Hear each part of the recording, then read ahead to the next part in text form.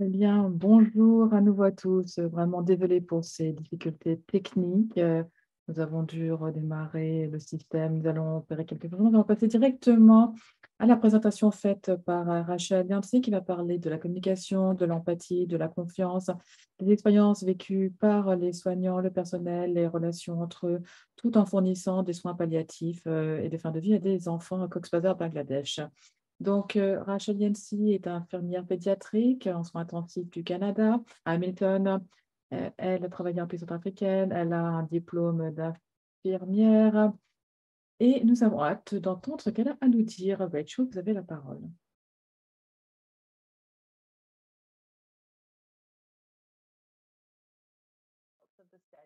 Bonjour, je vais vous présenter l'étude communication, empathie et confiance, les expériences vécues dans le cadre des relations soignants-aidants personnels au Bangladesh, au Cox's Bazar. Donc, il s'agit de la crise des réfugiés.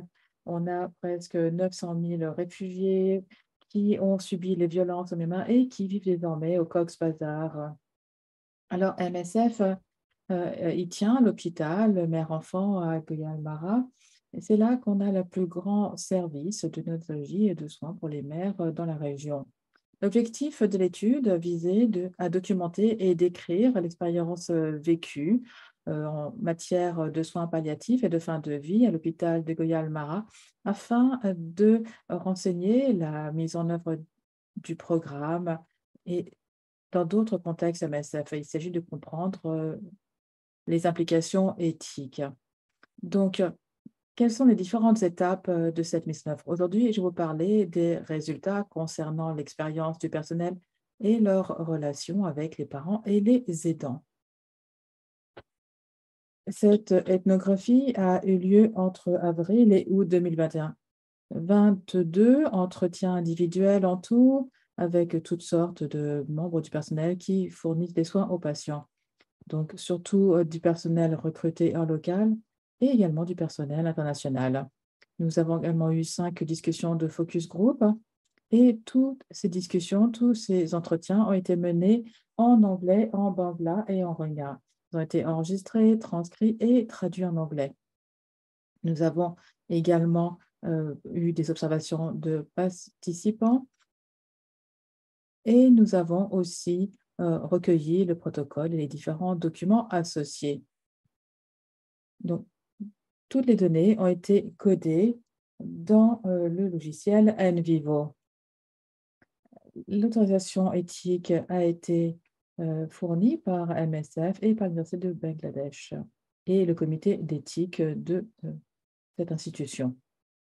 Donc, quelle est la vision du personnel de leur relation avec les parents et les soignants et les aidants? Alors, ils ont parlé donc du travail qu'ils faisaient en matière de soins de fin de vie. Donc, ils ont dit qu'il était critique d'obtenir la confiance des parents et des aidants. Cela se reflète dans le diagramme. Tout d'abord, il était important pour les parents d'avoir vraiment le sentiment que le personnel avait fait tout son possible pour sauver la vie de l'enfant et pour fournir les meilleurs soins possibles à l'enfant. Et il y avait également le concept de Maya, ça c'est très important. Donc c'est une question de tendresse, d'affection. Donc ils voient qu'on aime leur bébé. Et donc il s'agit aussi de se mettre à la place finalement des parents et de traiter leur enfant comme si c'était ses propres familles. Et moi, j'ai dû me mettre à leur place en tant que mère, en tant que père. On doit bien comprendre ce qui se passe à cette place pour qu'ils nous fassent confiance. Le personnel a également insisté sur l'importance d'une communication claire et honnête. Et ils avaient le sentiment que les parents comprennent et croient ce qu'on leur explique. Donc, le personnel a signalé qu'ils avaient le sentiment d'être appréciés pour leur travail. Donc, un conseiller en santé mentale a dit qu'un des parents avait dit: «J'ai reçu beaucoup de soutien et j'ai vraiment trouvé un environnement qui m'a beaucoup aidé du fait de la confiance que j'ai en vous».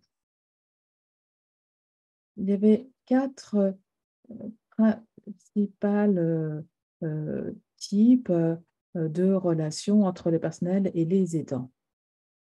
Alors, tout d'abord, hein, ça a été décrit par le personnel, à savoir qu'ils avaient le sentiment d'être perçus comme une personne mécanique.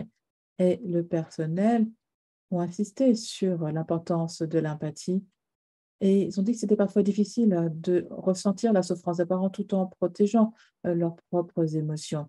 Et donc parfois, ils risquaient de donner le sentiment qu'ils étaient un peu froids. Un des médecins a dit, par exemple, lorsque l'on leur donne la nouvelle, eh bien, c'est difficile pour nous parce que les parents ont parfois du mal à comprendre qu'on fait preuve d'empathie. Alors oui, parfois c'est le cas, mais je ne peux pas le dire parce que je dois voir d'autres patients.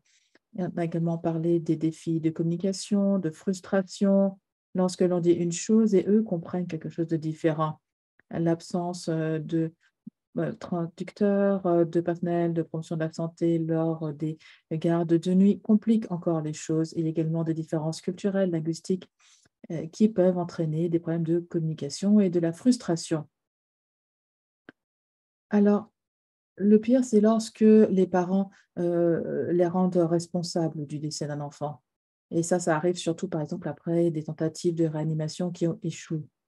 Donc pour le personnel, c'est difficile et parfois, heu, ils ont, le sentiment que, les parents aussi, parfois n'ont pas fait les bons choix et ça, les rend très, très tristes. Par exemple, lorsque les parents ont retardé les soins.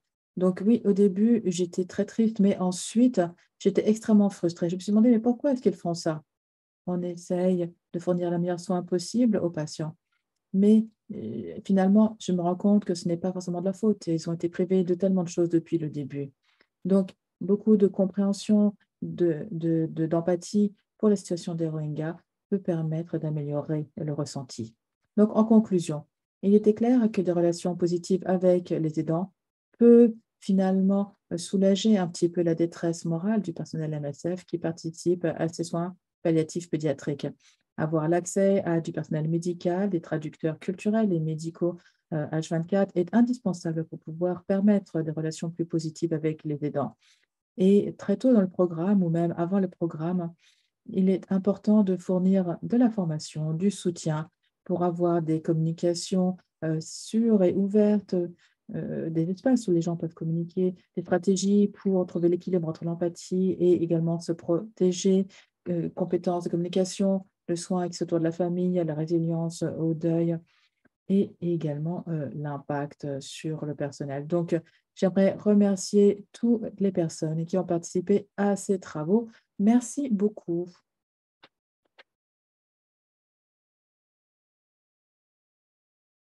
Bonjour, merci beaucoup. J'ai une question à vous poser. Est-ce que vous trouvez que le fait d'utiliser des traducteurs, ça crée une distance entre vous et le patient? Et en matière de temps, comment vous avez surmonté ces difficultés? Alors, je crois que c'est une des choses qui est les plus compliquées à l'hôpital, hein, à tous les niveaux. C'est que toute la communication, avait lieu, au moyen d'interprètes ou de traducteurs et c'est difficile parfois d'expliquer certains concepts, en soins palliatifs. Ça, c'était difficile effectivement de trouver les mots justes. C'était compliqué effectivement. Même lorsqu'on a accès à des traducteurs ou des interprètes, ça crée néanmoins une barrière, en fait, un obstacle. Merci beaucoup, Rachel.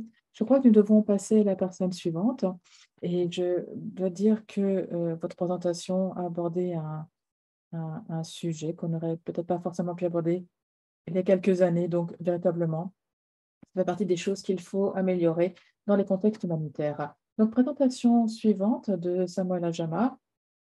Cette présentation porte sur la boîte à outils de sortie pour les patients atteints de NOMA.